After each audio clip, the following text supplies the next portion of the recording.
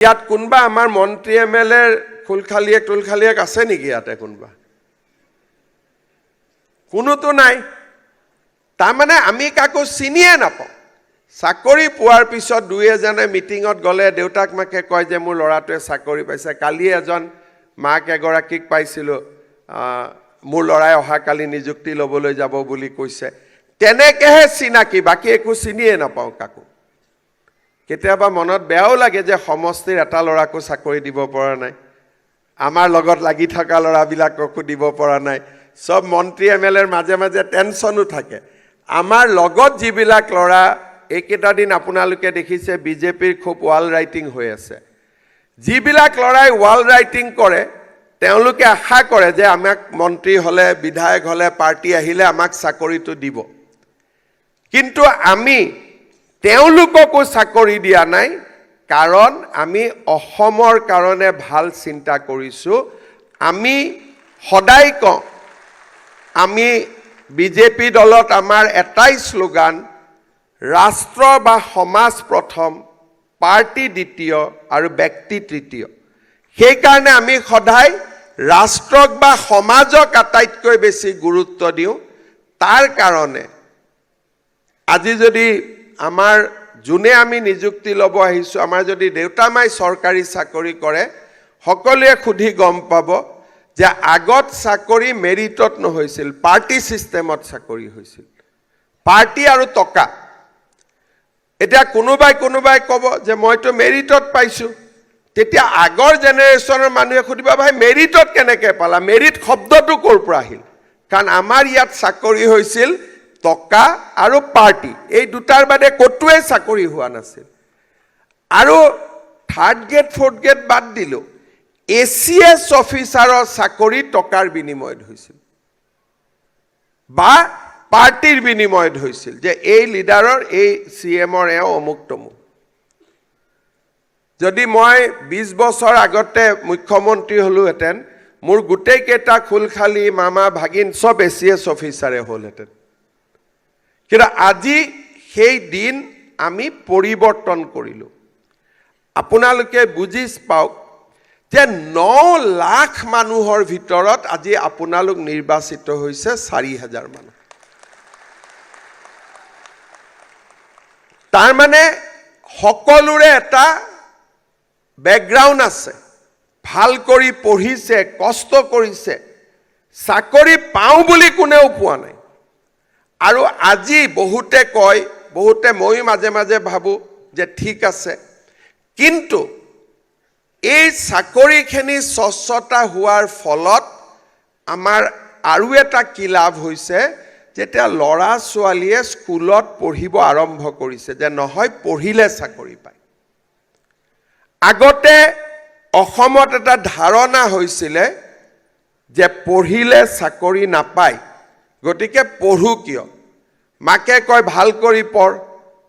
লৰাই কয় মা পঢ়িলে ক'ত চাকৰি পাম গতিকে মাটি দুখৰ ৰেডি কৰি থোৱা মাটিটো বিক্ৰী কৰিয়ে ল'ব লাগিব চাকৰি এতিয়া মই টিভিত দেখিছো সকলোৱে চাকৰি পাইছে ৰিক্সা চালকৰ লৰা ঠেলা চালকৰ লৰা কৃষকৰ লৰা বজাৰত দোকান দিয়া ব্যৱসায়ী লৰা আৰু মধ্যবিত্ত পৰিয়ালৰ লৰা ছোৱালীও আজি চৰকাৰী চাকৰিত সকলো শ্ৰেণীৰ লোকে মেৰিটৰ ভিত্তিত চাকৰি পাব পাৰিছে আৰু মই আজি গ্যাৰেণ্টি দিব ক'ব পাৰো যে অসমক বাদ দি ভাৰতৰ কোনো ৰাজ্যতে ইমান স্বচ্ছতাৰ ভিত্তিত কতো নিযুক্তি হোৱা নাই এতিয়া দুটা তিনটা কথা কোনোবা এজন লৰা ইয়াত আহাৰ লগে লগে কৈছে জয় আই অসম মোৰ খুব ভাল লাগিছে শুনি জয় আই অসম আমি কেনেকৈ কৰিব লাগিব বহুতে ভাবে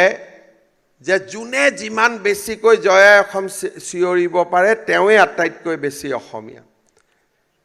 আন্দোলনৰ সময়ত সেইটো আছিলে কিন্তু আজি জয় আই অসম কি যে আমাৰ কাৰ্যালয়ত কাম কৰোতে কাৰো পৰা এটকাও নলওঁ আমি কাৰ্যালয়ত কাম কৰোতে দুখীয়া মানুহজনক আমি কষ্ট পাব নিদিওঁ আমাৰ কাৰ্যালয়লৈ আহিলে দুখীয়া মানুহজনক আমি সকলোতে সহায় কৰিম কিন্তু এতিয়া আমি কি কওঁ জয় আই অসম কম কিন্তু ধুবুৰীত পোষ্টিং পোৱাৰ লগে লগে কম মামা বহুত ঘৰৰ পৰা দূৰত হ'ল কেতিয়া মোৰ ট্ৰান্সফাৰ হ'ব তাৰমানে তেওঁ জয় আই অসম নহয় তেওঁ জয় আই ডিব্ৰুগড় তেওঁ জয় আই শিৱসাগৰ তেওঁ জয় আই গুৱাহাটী তেওঁ জয় আই ধুবুৰী মই চাকৰি দিয়াৰ পিছত আটাইতকৈ বেছি কষ্ট মোৰ হয় দিয়ালৈকেতো চিনা জানা নাই দিয়াৰ পিছত মই যদি ডিসি অফিচত গলো এসডিসি অফিচত গলো গ্ৰুপ পাৰি কয় মামা আমি ব্ৰহ্মপুত্ৰ ভেলীৰ মানুহ ডিব্ৰুগড়ৰ মানুহ শিলচৰত কেনেকৈ কাম কৰিম আমাক ট্ৰান্সফাৰ কৰি দিয়ক ধৰি ললে আৰু যে ট্ৰান্সফাৰ কৰিবই লাগিব পুৱালৈকে এপ্লিকেশ্যন নাই এতিয়া যত মিটিঙত যাম দেউতাক মাকে ক'ব যে মোৰ ল'ৰাজনে অমুকত চাকৰি কৰি আছে যেনে তেনে ট্ৰান্সফাৰ কৰি আনি দিব লাগে তো জয় আই অসমটো নোহোৱা হৈ গ'ল তাৰমানে মানুহৰ মাজত দেখিলে জয় আই অসম বুলি ক'ব ভাল লাগে কিন্তু যেতিয়া নিজৰ পেটটো আহি যায় তেতিয়া জয় আই অসমটো পিছ পৰি যায় জয় আই মোৰ গাঁও হৈ গ'ল বহুত মানুহৰ ল'ৰা এনেকুৱা আছে যে তেওঁলোকক ট্ৰান্সফাৰ কৰি আনি লাষ্টত নিজৰ ঘৰত দিব লাগে আৰু বহুতে বিচাৰে যে অফিসটো মোৰ ঘৰতে হ'ব লাগে সো এইটো এটা আমাৰ সমস্যা আছে কিন্তু আহি জয় আই অসম কওঁতে মোৰ ভাল লাগিলে যে এইবাৰ আপোনালোকে অন্তত ট্ৰান্সফাৰৰ কথা নকয় আৰু হয়নে নে মই ঠিক কৈছো নে তাতে কিবা ভেজাল আছে হ'ব অসম মানে অসম তাত ডিব্ৰুগড় শিৱসাগৰ কি আছে ধুবুৰী গোৱালপাৰা কি আছে সবে অসম মোৰ ফালৰ পৰা মই জয় আই অসমটো কৰি আছো আপোনালোকৰ ফালৰ পৰা জয় আই অসমটো আপোনালোকে কৰিব ঠিক আছে অফিচত আহিলে কোনো মানুহৰ পৰা পইচা নোখোজো হ'বনে নাই সবে হাত ডাঙকচোন কোন কোন হ'ব মই চাওঁ ঠিক আছে আৰু দৰিদ্ৰ দুখীয়া মানুহক আমি সদায় ভাল ব্যৱহাৰ কৰিম কামটো নকৰিব পাৰো কিন্তু দৰিদ্ৰ দুখীয়া মানুহক আমি ভাল ব্যৱহাৰ কৰিম মানুহে আটাইতকৈ বেয়া পায় এৰোগেন্সটো বহুত আমাৰ অফিচাৰ কৰ্মচাৰী তেওঁলোকে অফিচটোৰ চকীখনত বহি থাকিলে ইমান বেছি এৰোগেন্ট হয় কিন্তু আজি হল কালি সময় পাৰে হৈ গ'ল ৰিটায়াৰমেন্ট আহিয়ে গ'ল মানুহে বুজিয়ে নাপায় যে সিনেমাৰ দৰে ধাপ ধাপ ধাপ ধাপ সময় পাৰ হৈ যায় একো বস্তুৱে পাৰ্মানেন্ট নহয় সব অস্থায়ী সেই কাৰণে অস্থায়ী বস্তুক লৈ কোনো এৰোগেন্স দেখুৱাই লাভ নাই স্থায়ী বস্তুক লৈ এৰোগেন্স দেখুৱালে বেলেগ কথা